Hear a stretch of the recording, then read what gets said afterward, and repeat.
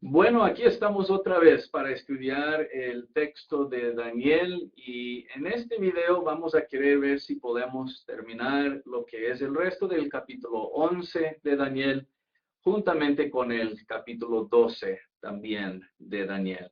Así que ese va a ser el plan para este video. Vamos a comenzar como siempre con una palabra de oración, pidiendo a nuestro Dios que bendiga nuestro tiempo de estudio. Vamos a orar juntos. Nuestro Dios y Padre, Señor, una vez más te damos a ti toda la honra, toda la gloria, Señor, porque reconocemos que tú eres Dios. Padre, en estos momentos nos acercamos dándote gracias por cada rica bendición de este día y, Padre, por la nueva oportunidad que tenemos de estudiar tu palabra. Pedimos, Señor, que nos guíes, pues, en este tiempo.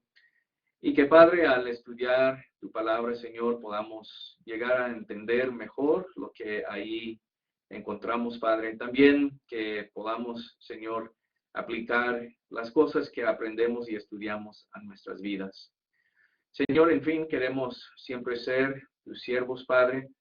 Queremos siempre seguir adelante en nuestro conocimiento, en nuestro estudio, pero en fin, Padre, para poder vivir de una manera que tú esperas. Perdónanos, Señor, cuando en estos momentos fallamos y ayúdanos, Padre, para siempre seguir adelante en nuestra fe como hijos tuyos.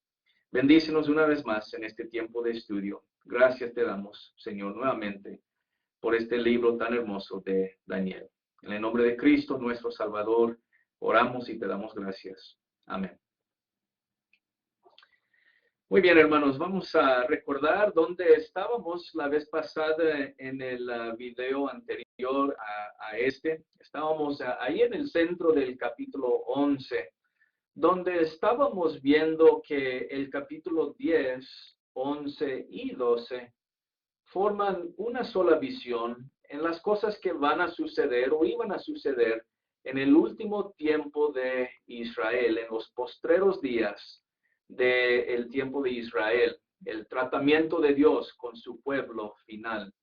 Y llegábamos ahí hasta el capítulo 11, por ahí en el verso 31. Vamos a comenzar esta mañana en el verso 29 y llegar nuevamente al 31 para poder seguir adelante en el resto de el texto del capítulo 11. Así que comenzaremos con el verso 29 del capítulo 11. Dice así la palabra de Dios. Al tiempo señalado volverá al sur, mas no será la postrera venida como la primera. Porque vendrán contra él naves de Quitim, y él se contristará, y volverá y se enojará contra el pacto santo, y hará según su voluntad. Volverá pues y se entenderá con los que abandonen el santo pacto. Y se levantarán de su parte tropas que profanarán al santuario y la fortaleza. Quitarán el continuo sacrificio y pondrán la abominación desoladora. Verso 32 dice, con lisonjas seducirá a los violadores del pacto, mas el pueblo que conoce a su Dios se esforzará y actuará. Y los sabios del pueblo instruirán a muchos, y por algunos días caerán a espada y a fuego, en cautividad y despojo. Y en su caída serán ayudados de pequeño socorro. Muchos se juntarán a ellos con lisonjas. También algunos de los sabios caerán para ser depurados y limpiados y emblanquecidos hasta el tiempo determinado, porque aún para esto hay plazo. Bueno, vamos a detenernos aquí en el verso 35 y ver la continuación de que estábamos viendo la vez pasada. En la vez pasada estábamos mencionando que todos estos versos hasta aquí habla del conflicto del pueblo de Dios con el imperio, o mejor dicho, el reino de los selúcidas, el reino de los sirios. En todos estos versos del capítulo 11 se menciona el rey del norte el rey del sur, y mencionábamos que esto es una forma de describir la guerra que hay entre estos dos generales de Alejandro el Grande, Ptolomeo en el sur, en el reino de Egipto, y Seleuco en el reino de los sirios acá al norte. Entonces estos dos reyes y sus reinos y sus descendientes llegan a tener una larga guerra. Y ahí en el medio de estos dos conflictos está el pueblo de Dios, la tierra de Israel. Mencionábamos cómo a veces la tierra de Israel en estos conflictos era controlada por los Ptolomeos. Pero en la segunda parte de esta historia vemos que es controlada por los sirios, el rey del norte. Y en particular en estos versos estamos hablando de Antíoco Epífanes el cuarto. Él es quien del cual se habla en estos versos, llegando hasta aquí el verso 35. Y también recuerdan lo que mencionábamos en el video pasado, que una vez que Antíoco Epífanes el cuarto fue a Egipto en guerra, regresó derrotado, y vemos eso que es lo que comienza el verso 29, cuando dice que volverá al sur, es decir, Antíoco Epífanes volverá al sur, hará guerra, pero no regresará en victoria. Fue derrotado. Entonces, cuando él regresa a su reino de Siria, pasa por ahí en Jerusalén para desquitarse algo de la pérdida que tuvo en Egipto, llega a hacer lo que dice el verso 30. Se enojará contra el pacto santo, es decir, en la tierra de Israel, el pueblo de Dios, y él va a hacer todas estas cosas que se mencionan ahí. Finalmente, en el verso 31 pondrá la abominación desoladora.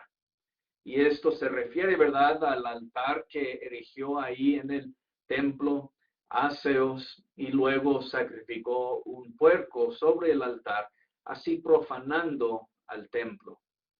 Los versos que siguen después de esto siguen hablando de Antíoco Epífanes el cuarto hasta el verso 35. Pero en el verso 36, que es en verdad donde queremos comenzar la discusión en este video, hay algo de un cambio. Y esto es un punto muy importante en el estudio que tenemos de estos versículos. Voy a poner aquí en la pantalla páginas que tienen que ver con esta sección para que todos podamos ver mejor lo que estoy diciendo aquí. Permítame un momento, estaban en el capítulo 12, vamos a regresarnos aquí al capítulo 36. Ahora, lo que pensamos que ha sucedido en el verso 36, y déjame decir esto nada más aquí para anticipar esta sección, hermanos. Verso 36 hasta el final del capítulo 11 es una sección algo dificultosa para entender, en verdad. Y han habido muchas interpretaciones acerca de estos versos, el verso 36 hasta el 45. Y la razón por la cual es algo difícil para entender es lo siguiente. Toda esta sección que hemos visto en el capítulo 11 hasta aquí ha estado hablando del rey del norte, Seleuco y sus descendientes, especialmente Antíoco Epífanes el cuarto, y luego los Ptolomeos acá al sur, ¿verdad? Ese ha sido el contexto. El problema es que en el verso 36 y en adelante se empiezan a hablar de cosas que son difíciles ver en Antíoco Epífanes el cuarto. En otras palabras, algunos de los detalles del verso 36 y en adelante no caben muy bien con lo que se sabe de la historia con Antíoco Epífanes el cuarto. Hasta el verso 35, sí, todo eso entra bien. en lo que se sabe de la historia y de lo que Antíoco el Cuarto hizo. Pero desde el 36 y en adelante no entran algunos de estos detalles muy bien con la historia que conocemos. Entonces, todos reconocen que comenzando con el verso 36, se está hablando de alguien más. La pregunta es, ¿de quién?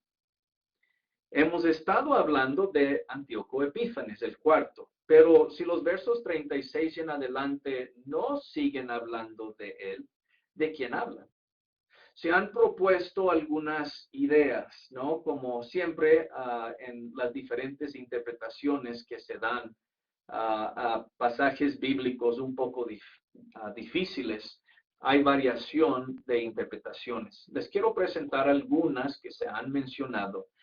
De hecho, algunas personas piensan que no hay ningún cambio.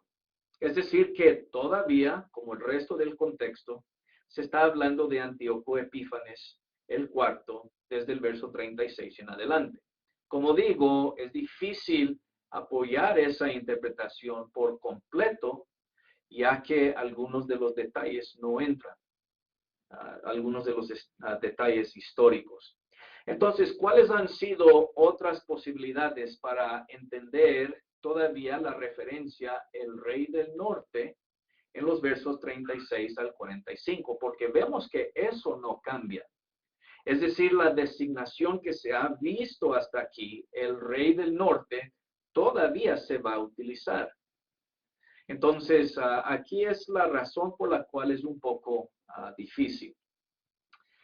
Hay cuatro formas de entender el personaje, el rey del norte, desde el verso 36 en adelante. Número uno, como les menciono, algunos piensan que todavía estamos hablando de Antíoco Epífanes el cuarto y que no ha habido ningún cambio. Estas personas dicen el contexto ha sido Antíoco Epífanes, el contexto va a seguir siendo Antíoco Epífanes, aunque algunos detalles no entran exactamente históricamente como nosotros sabemos. Entonces, la primera forma es de seguir viendo que es el mismo Antíoco Epífanes el cuarto. Otra posibilidad que algunos han presentado es una figura que vemos en el Nuevo Testamento, Herodes el Grande. Algunos dicen que estos versos se aplican a él, ¿verdad? Todavía otros, número 3, piensan que estamos hablando del anticristo que vendrá al final de todo el mundo antes de la segunda venida de Cristo. No le voy a prestar mucha atención a esa interpretación, ya que es claro que el contexto desde el capítulo 10 hasta el fin del 12 tiene que ver con el pueblo de Israel en los días postreros del plan de Dios con ellos. Entonces, no estamos hablando del fin del mundo. Eso es claro. Estamos hablando del fin del tratamiento de Dios con el pueblo de Israel hasta la llegada del Mesías y ese tiempo, pero nada más adelante que eso. La última forma que algunos han propuesto aquí, versos 36 al 45, es que se está hablando del Imperio Romano. Ahora, esa interpretación no está sin sus dificultades tampoco.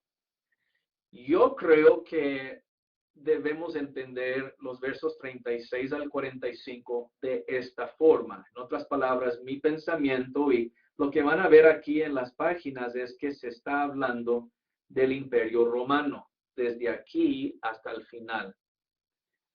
La dificultad con eso principal es que no se ha mencionado a Roma en el contexto del capítulo 10, 11 hasta este momento.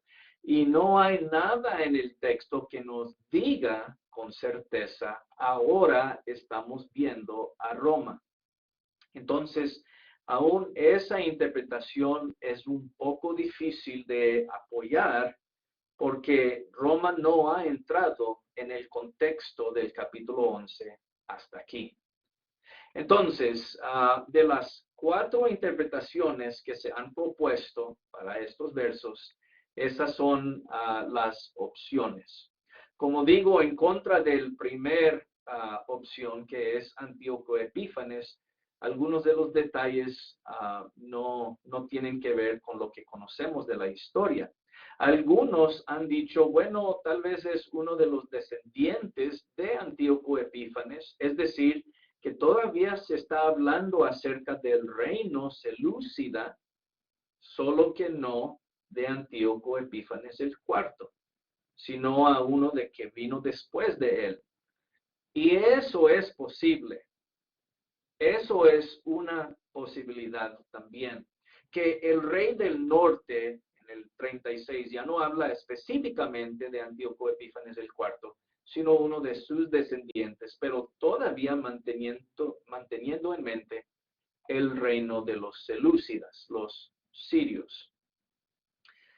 El problema con esa interpretación es que no se sabe mucho acerca de lo que ellos hicieron y con estos detalles que se mencionan aquí. Así que, hermanos, en verdad el 36 al 45 es una sección algo dificultosa, ya sea cualquiera de las opciones que escogemos para creer. Bueno, con todo eso vamos a leer lo que dicen los versos 36 al 45 y así ver por qué es algo dificultoso esta porción de la escritura. Vamos a leerlos. Verso 36. Dice, y el rey hará su voluntad. ¿Cuál rey? El rey del norte, ¿verdad? Que se acaba de ver en el verso 35. Y se ensoberbecerá y se engrandecerá sobre todo Dios. Contra el Dios de los dioses hablará maravillas. Prosperará hasta que sea consumada la ira, porque lo determinado se cumplirá. Del Dios de sus padres no hará caso, ni del amor de las mujeres, ni respetará a Dios alguno, porque sobre todo se engrandecerá. Mas honrará en su lugar al Dios de las fortalezas, Dios que sus padres no conocieron. Lo honrará con oro y plata, con piedras preciosas y con cosas de gran precio. Con un Dios ajeno se hará de las fortalezas más inexpugnables y colmará de honores a los que le reconozcan. Y por precio repartirá la tierra. Pero al cabo del tiempo el rey del sur contenderá con él, y el rey del norte se levantará contra él como una tempestad, con carros y gente de a caballo y muchas naves, y entrará por las tierras e inundará y pasará. Entrará, verso 41, a la tierra gloriosa, y muchas provincias caerán. Mas estas escaparán de su mano, Edom y Moab, y la mayoría de los hijos de Amón. Extenderá su mano contra las tierras y no escapará el país de Egipto. Se apoderará de los tesoros de oro y plata y de todas las cosas preciosas de Egipto, y los de Libia y de Etiopía le seguirán. Pero noticias del oriente y del norte lo atemorizarán y saldrá con gran ira para destruir y a matar a muchos. Plantará las tiendas de su palacio entre los mares y el monte glorioso y santo, mas llegará a su fin y no tendrá quien le ayude. Bueno, ahí está la lectura hasta el verso 45. Ahora, vamos a afirmar algunas cosas que sí sabemos. El rey del norte aquí todavía se está hablando de algún rey y está al norte. ¿Al norte de qué? Al norte de la tierra gloriosa, al norte seguramente de Egipto. Entonces es todo aquello que está más arriba, ¿verdad? Geográficamente hablando. La dificultad es que de alguna forma Roma está al norte y también está el reino de los selúcidas, entonces no llegamos a alguna claridad mejor pero todavía estamos viendo algún rey del norte en relación con el rey del sur en especial. Ahora, aquí les pongo algunas razones por qué cada opción que tenemos es un poco difícil y por qué no creemos o no creo yo que se pueden aplicar a algunos de estos reyes que se han mencionado. Primeramente, no creo que se aplica esto a Antíoco Epífanes el cuarto, porque los reyes del sur nunca movieron contra de él, siempre era de otra forma, el rey del norte contra el rey del sur. Veamos aquí el verso 40. Número 2 y especial número 3 son las otras razones por qué es difícil ver que esto es Antíoco Epífanes, porque nunca peleó contra Egipto después de 168 antes Cristo. Entonces, los versos 40 al 45 son difíciles para que se apliquen a él. Número 3, Antíoco el cuarto nunca conquistó a Libia ni tampoco a Etiopía, como lo hizo el rey del norte en esta sección. Entonces, ahí se viene la pregunta, bueno, si es Antíoco Epífanes el cuarto, ¿cómo puede entrar esto en la explicación si él nunca conquistó estos lugares? Ahí están algunas de las dificultades. Con el rey Herodes no hay mucho que apoye tanto a esta posición, pero lo menciono aquí brevemente porque algunos lo han propuesto, ¿verdad? Algunas razones por qué no es Herodes. Los egipcios nunca vinieron en contra de él, es decir, los Ptolomeos nunca se opusieron al rey Herodes. Esa es la razón principal. Herodes nunca invadió a Egipto tampoco, entonces esto no entra como vemos en estos versos. Y tampoco nunca conquistó a Libia, Egipto, ni tampoco a Etiopía. Entonces es muy difícil que estas palabras se apliquen a él. Como mencioné, no creo que debemos aplicar esto a algún anticristo que vendrá cerca del fin del mundo. Y ahí les pongo algunas razones por qué no creo que eso es de verdad. Quiero llegar al número 4 aquí, que es la explicación de Roma, porque aunque es difícil ver que el contexto no ha hablado de Roma hasta aquí, las palabras que se mencionan en estos versos entran muy bien para describir al Imperio Romano. Entonces, ¿qué estamos diciendo? En cuanto al contexto literario, es difícil ver por qué hay este cambio del reino selúcida a los romanos. Eso es una dificultad. Pero en cuanto a todos los detalles mencionados aquí y los detalles históricos, cómo se cumplieron, parece ser que entran bien para describir al Imperio Romano. Entonces, tenemos una dificultad y luego tenemos algunos detalles que apoyan al Imperio Romano. Voy a mencionar algunos de estos nada más.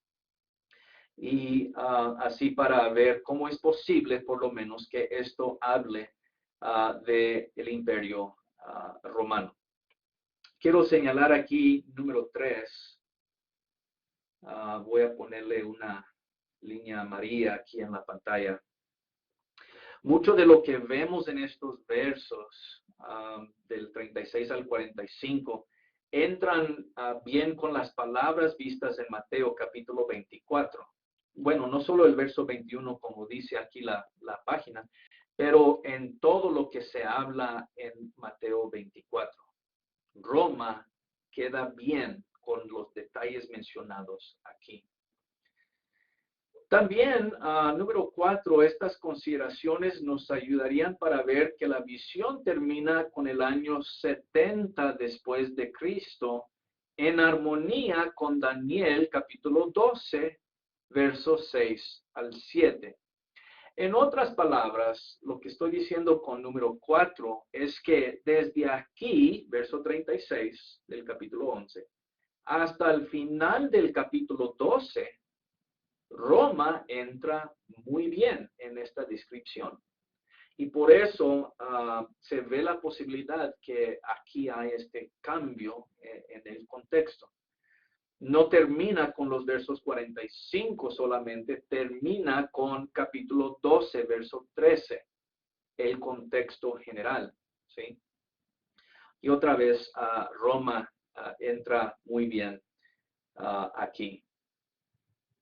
Ahí les pongo otras razones por qué creo que Roma podría ser una buena explicación en los versos, los comentarios de los versos individuales. No quiero entrar en muchos de estos, pero sí quiero llegar algún momento al verso 40. Si el rey del norte aquí es una referencia más al reino de los romanos, al imperio de los romanos, verso 40 entra bien también. Miremos los comentarios que les he puesto aquí en el verso 40. La frase en el verso 40, pero al cabo del tiempo, es decir, después de cierto tiempo es cumplido, esto va a suceder. El rey del sur contenderá con él, es decir, el rey del norte, sea quien sea. Esto quiere decir que cuando Dios ha traído todo a su cumplimiento, en el tiempo apropiado, se va a ver lo que se está viendo en este verso. El rey del sur contenderá con él. Estos son los Ptolomeos, ¿verdad? De los que hemos estado hablando. Y vemos algo interesante. Una de las reinas de los egipcios, recordamos tal vez en la historia, Cleopatra, ella era la última de la línea Ptolomea y comienza a moverse contra Roma. Ella sí se dirige contra Roma. Esto causa a Roma declarar la guerra contra Egipto. El fin de los Ptolomeos es visto en esta lucha. Los romanos son los victoriosos. Hubo muchas naves, de hecho, en esta batalla contra Cleopatra, y las naves de Augusto vencieron a los egipcios, casi garantizando la victoria de los romanos. En otras palabras, los detalles del verso 40 en particular describen muy bien lo que sucede contra Egipto por parte de Roma. Ahora, reconozco también que hay una dificultad aquí, ya que Cleopatra es más como reina, no un rey del sur. Si hubiera sido ella, la que se menciona en el verso 40, algunos dicen, hubiera dicho la reina del sur, no el rey del sur. Es posible también que esto sea más una referencia al reino de los Ptolomeos como tal, y no necesariamente tiene que decir reina para hablar de Cleopatra. Todavía se puede hablar del reino de los Ptolomeos, viendo que Cleopatra era una de los descendientes de Ptolomeo. Eso no es suficiente para convencer a algunos, ¿verdad? Y por eso, como digo, la sección es un poco difícil para ver de quién se está hablando. Cuando en el verso 41 se dice que entrará la tierra gloriosa, esto queda muy bien con lo que sabemos de Roma llegando hasta Israel y pues habitó a Israel, ¿verdad? Roma controló a Israel por un buen tiempo. Plantará las tiendas de su palacio entre los mares y el monte glorioso y santo. Verso 45. Sin embargo, también llegará a su fin, dice el verso 45. Ahora, hermanos, con toda esta dificultad de saber de quién exactamente se está hablando con esta referencia, el rey del norte, en el verso 36, en fin, no es tan importante. Ya que si fue Roma, Roma cayó. Si fue todavía que se está hablando del reino de los selúcidas, ellos van a caer, porque el punto que se está haciendo aquí es, Dios va a traer fin a este reino. Entonces, sean los romanos, sean los selúcidas, sea Herodes el Grande, sea cualquiera que sea, el punto más es que Dios va a traer el fin, va a traer su juicio contra el rey del norte. Entonces, ahí podemos elegir cuál de las interpretaciones más nos parece a nosotros, creo. Ahí les pongo razones cómo es posible ver que se está hablando de Roma, que es mi opinión, pero como he mencionado, esa interpretación no está sin sus dificultades también. No nos olvidemos del punto clave, verso 45, la última parte. Mas llegará su fin y no tendrá quien le ayude. Esto va a ser por obra de Dios. Eso es lo más importante de estos versos. Pero como todos sabemos, siempre queremos saber de quién se está hablando, ¿verdad? Ya que han sido los versos han dado muchos detalles exactos. Entonces llegamos a una sección como esta y decimos, bueno, ¿cómo es posible que no sabemos exactamente de quién se está hablando? Bueno, esas son las dificultades con esos versos 36 al 45. Ahora, en los versos que quedan del capítulo 12, yo creo que esto entra bien también para describir a Roma. Y esto en el capítulo 12 es la razón principal por la cual creo que se está hablando de Roma.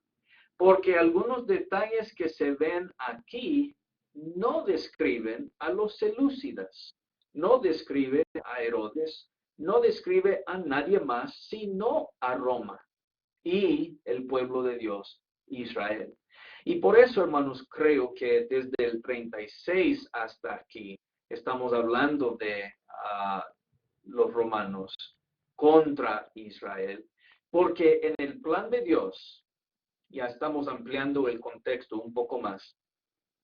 En el plan de Dios, lo que sí vemos y sabemos es que el juicio contra su pueblo finalmente llegó con la destrucción de Jerusalén en el año 70 por los romanos. Entonces, esta sección del capítulo 12 parece que sí habla más fuerte de lo que va a suceder con Israel a mano de los romanos. Bueno, vamos a ver el texto, ¿verdad? Y ver lo que se dice aquí.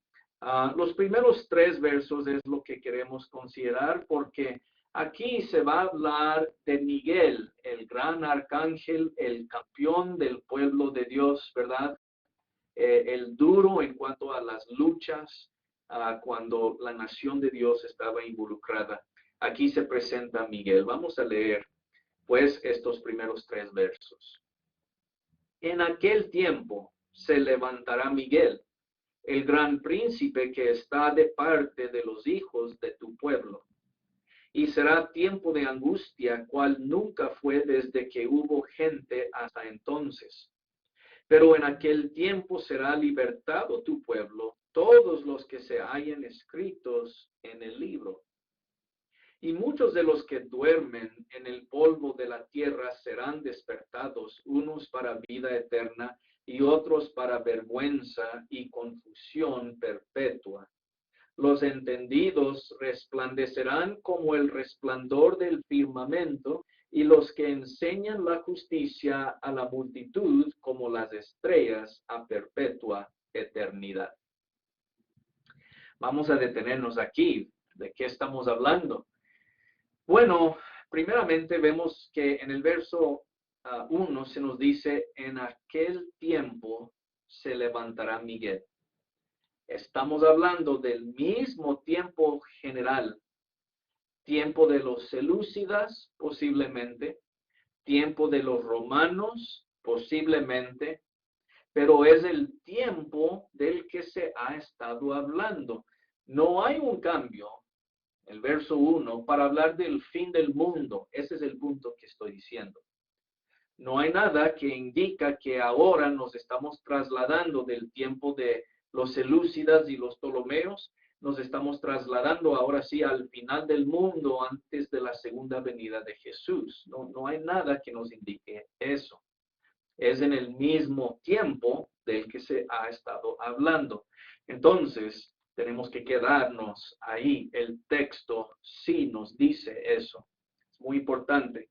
Porque algunos quieren decir, bueno, aquí sí estamos hablando del fin del mundo.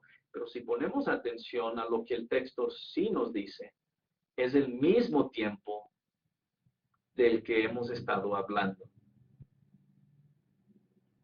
Bueno, ahí vemos la descripción de Miguel, ¿verdad?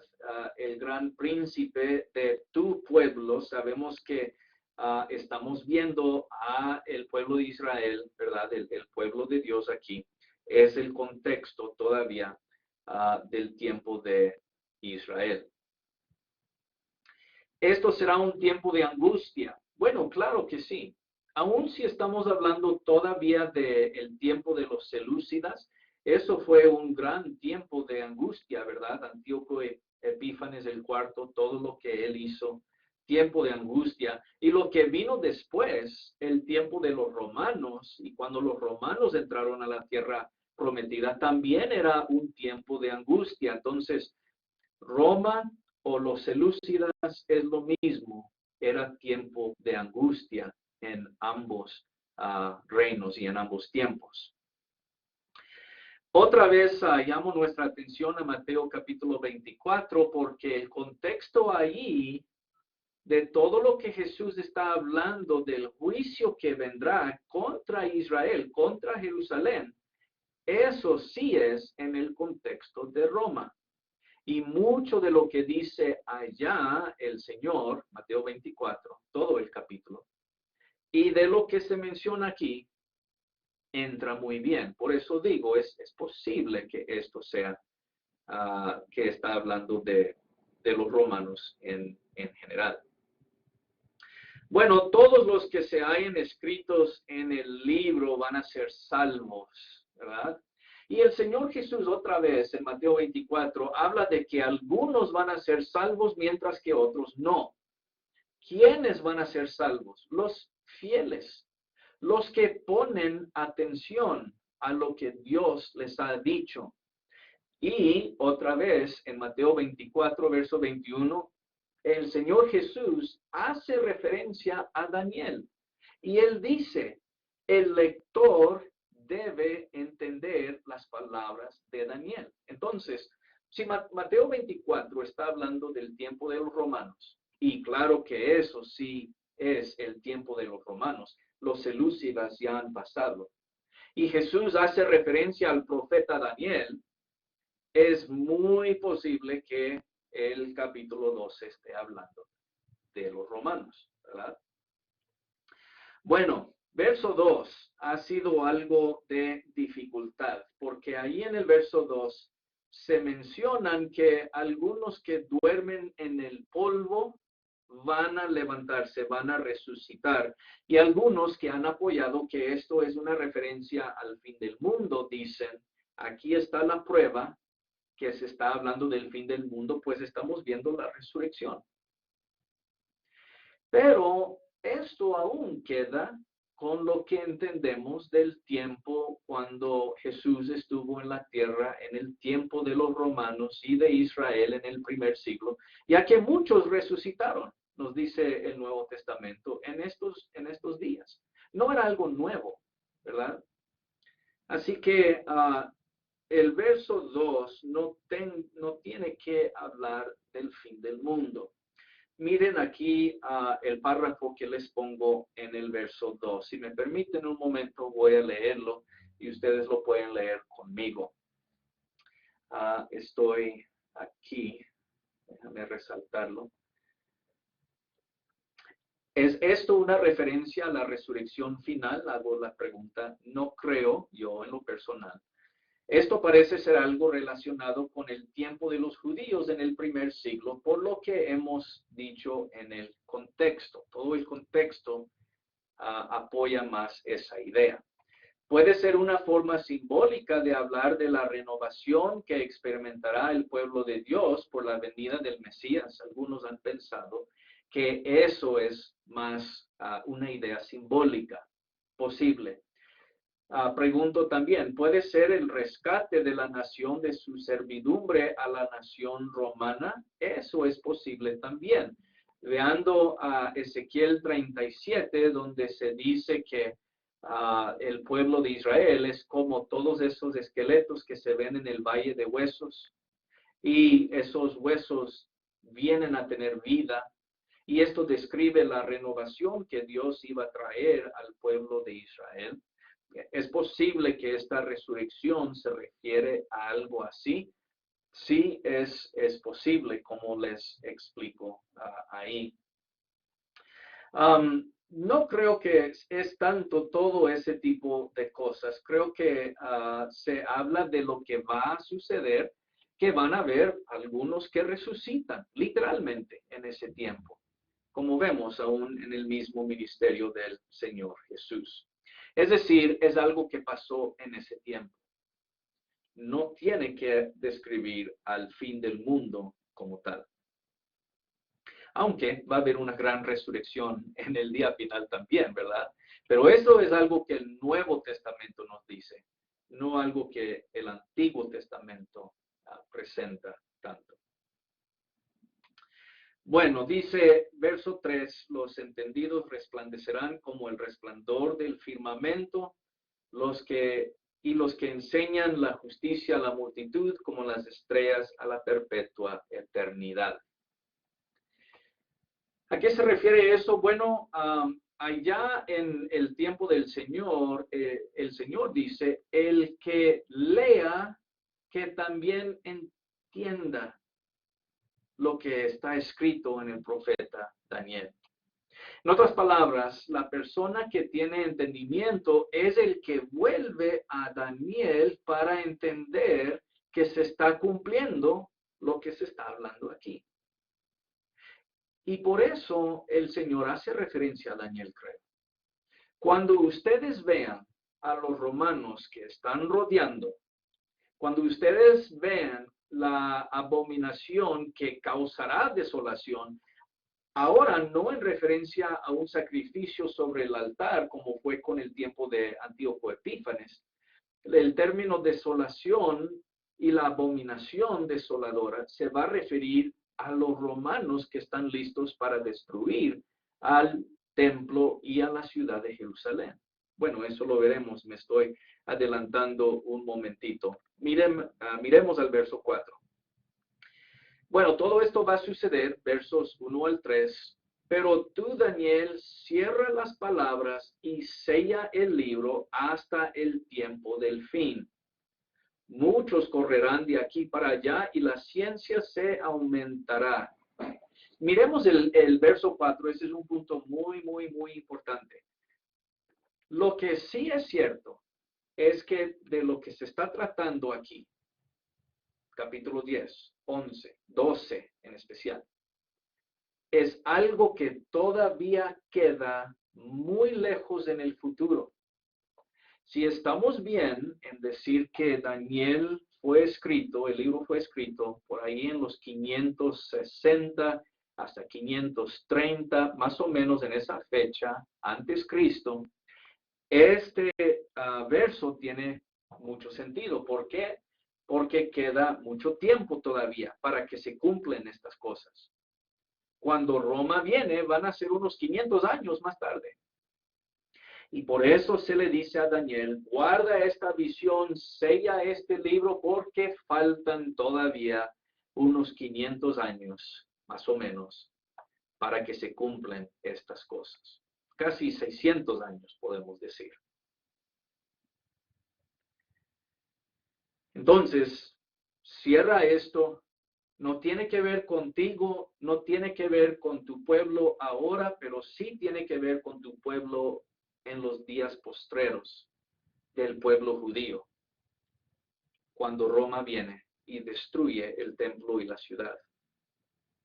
En el verso 5 vemos aquí ahora sí las palabras de Daniel y dice, y yo Daniel miré y he aquí otros dos que estaban en pie, el uno a este lado del río y el otro al otro lado del río. Y dijo uno al varón vestido de lino que estaba sobre las aguas del río, ¿cuándo será el fin de estas maravillas? Ahí está la pregunta, ¿de qué tiempo estamos hablando? ¿Cuándo será el fin? ¿El fin de qué? El fin del tiempo del pueblo de Dios, el pueblo judío, no el fin del mundo, este fin del que hemos estado hablando. ¿Cuándo será el fin de estas maravillas? Verso 7. Y oí al varón vestido de lino que estaba sobre las aguas del río, el cual alzó su diestra y su siniestra al cielo, y juró por el que vive por los siglos, que será por tiempo, tiempos y la mitad de un tiempo. Y cuando se acabe la dispersión del poder del pueblo santo, todas estas cosas serán cumplidas. El verso 7 es la clave. Cuando todo esto llega a suceder, es el fin. Bueno, ¿cuándo es eso? Nos gustaría tener una fecha ahí, ¿verdad? La fecha será esta, pero no se presenta una fecha. Dice solamente tiempo, tiempos y mitad de tiempo. Hemos visto esa frase en Daniel ya, ¿verdad? Esa frase hablaba de la persecución que iba a venir contra el pueblo de Dios y iba a ser una persecución temporal, ¿verdad? Entonces aquí se refiere a la misma idea. Antes de que llegue el fin del pueblo de Dios, va a haber un tiempo de persecución, lo cual vemos claramente en el tiempo de Roma, ¿verdad? Ya no estamos hablando de los selúcidas, por cierto, sino de los romanos. Entonces, no se nos da una fecha fija, es el punto. Solo se nos dice que va a haber sufrimiento, va a haber persecución y ya cuando el fin llegue, el fin va a llegar. El verso 7.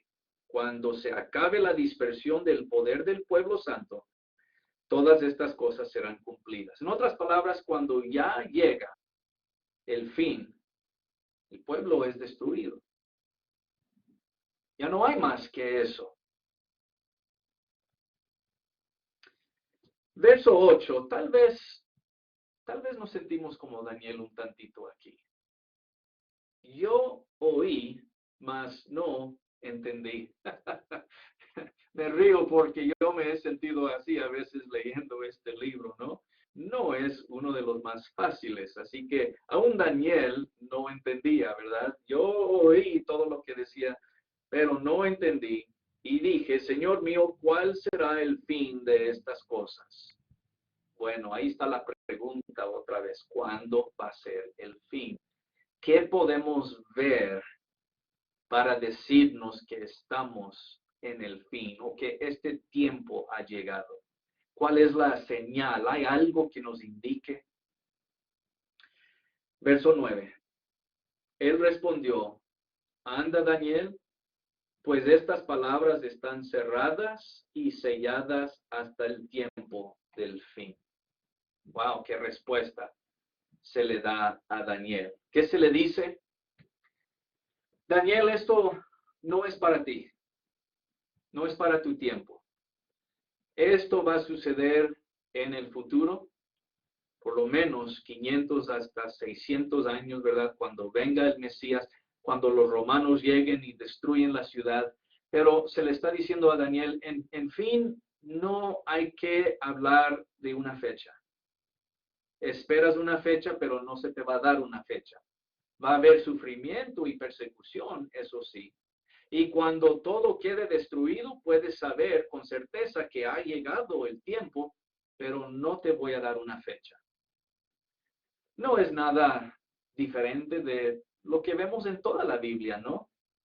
A veces cuando el hombre busca una fecha precisa, Dios no la da.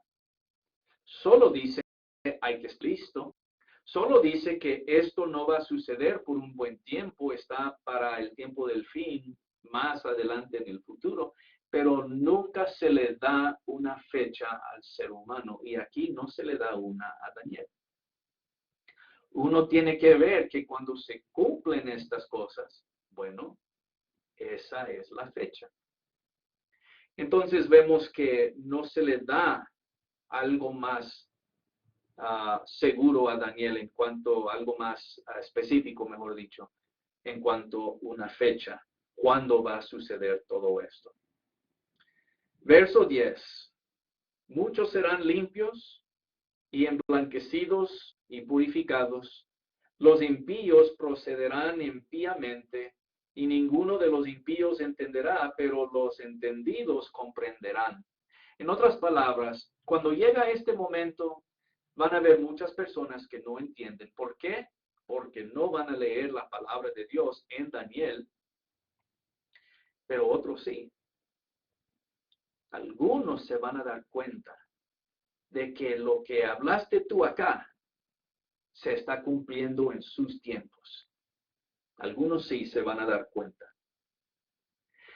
Verso 11. Y desde el tiempo que se ha quitado el continuo sacrificio hasta la abominación desoladora habrá 1290 días. Ahí está otra frase. 1290 días. Ok, pongamos atención aquí. Voy a, un momentito, poner las páginas aquí donde estamos. Y ya estamos llegando al fin de esta parte del video, hermanos. Lo siento que está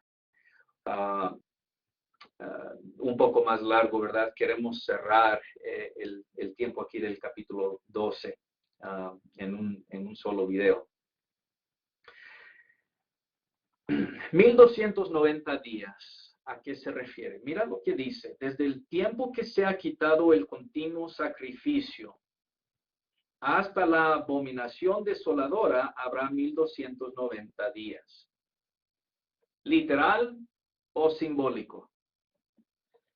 Bueno, ya hemos visto cómo a veces estos números de días simbolizan un tiempo de persecución, un tiempo difícil, un tiempo indefinido, pero un tiempo temporal. Creo que es la forma en que lo debemos entender aquí. En otras palabras, no creo que son literales. Creo que en la visión debemos ver lo que hemos visto en antes, que este número es más un periodo simbólico de tiempos difíciles. En otras palabras, va a haber persecución, como ya hemos dicho.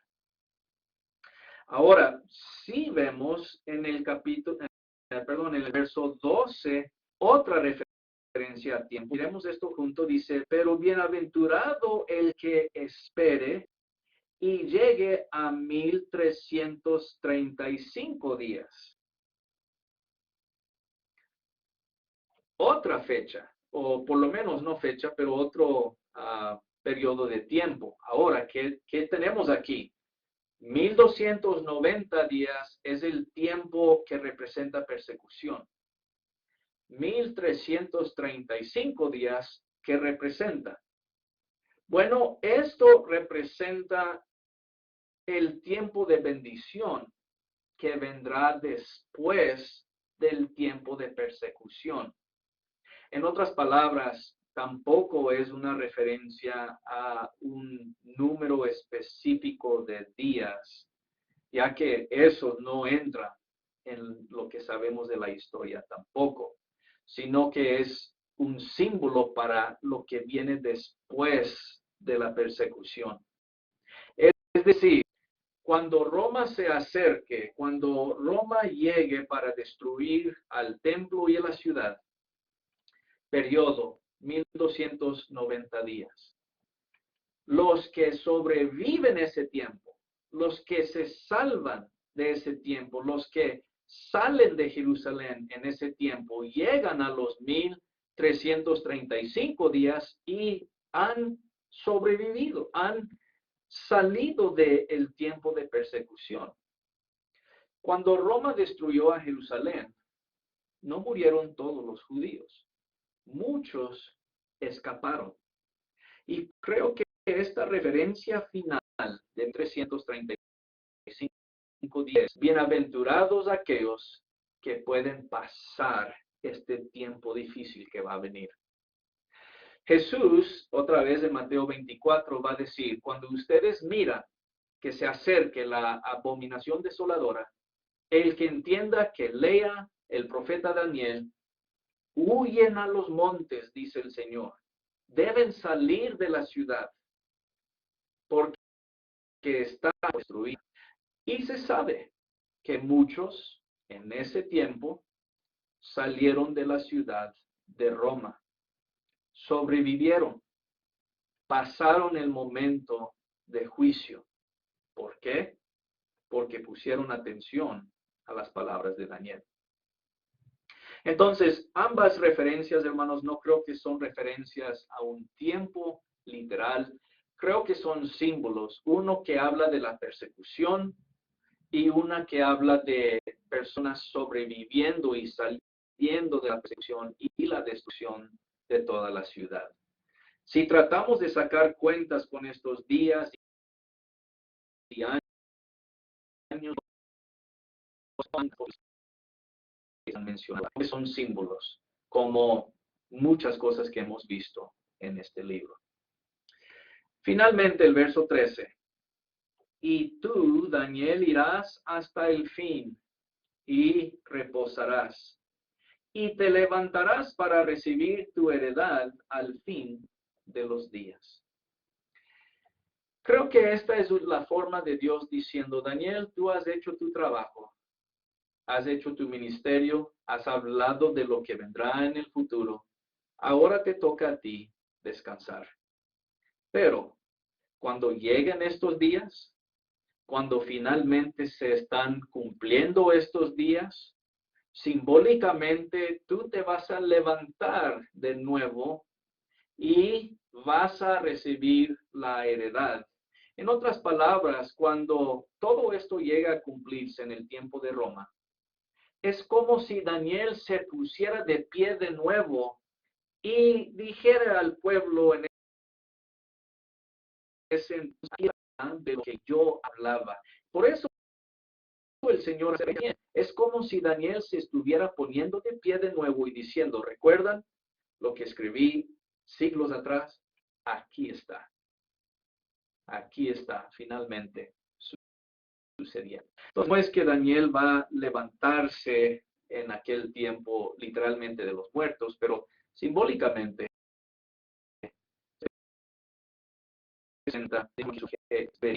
es verdad. Daniel es un profeta de Dios.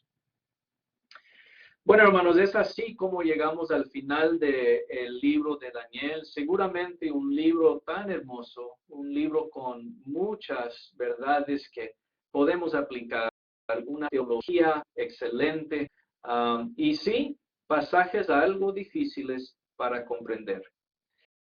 No olvidemos de los principios espirituales, ya que esos son los más importantes del libro de Daniel. No tanto qué figura o qué fecha o cuántos días o cuántos años, sino las verdades espirituales. Muchos van a ser juzgados, capítulo 12, pero los santos que ponen atención a la palabra de Dios, ellos escaparán aún en ese día de juicio de Dios contra su pueblo de Israel. Hermanos, que el Señor les bendiga. Gracias por quedar conmigo en la duración de este video. En el próximo video no hemos terminado con nuestro curso, sino que veremos la segunda parte, el libro de Ezequiel. Les invito para que vuelvan a considerar las cosas bonitas que veremos en ese libro también. Que el Señor les bendiga.